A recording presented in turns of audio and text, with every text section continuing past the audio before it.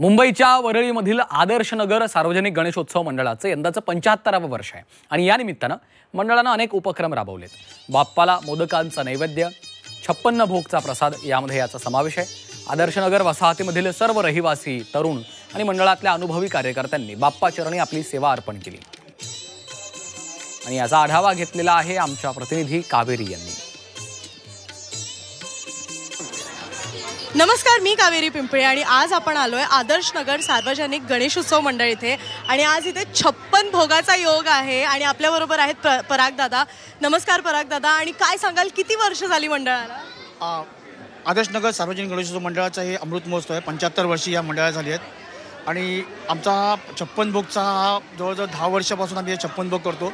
आदर्शनगरमध्ये गोडवा येण्यासाठी बाप्पासमोर हा गोड प्रसादाचा 56 प्रसादाचा गोडवा आम्ही दिलेला आहे। बाप्पा आम्हाला दरवर्षी काही ना काहीतरी बुद्धी देतो, तसंच गोडवा आमचा अजून वाढो हीच आमची बाप्पाचरणी प्रार्थना असते। म्हणून हे आदर्शनगर वासियांनी एवढ्या गोड पदार्थ आणलेले आहेत। सगळ्यांनी आणलेले आहेत, सगळ्यांनी हे पदार्थ घरी केलेले आहेत। ज्यांना काही कामानिमित्त जे करू शकत नाही त्यांनी म्हणजे आणून दिलेले आहेत, बाहेरून आणून दिले आहेत। पण जवळजवळ 50 ते 52 पदार्थ आहेत ना, ते गृहिणींनी घरी केलेले आहेत आणि आणलेले आहे।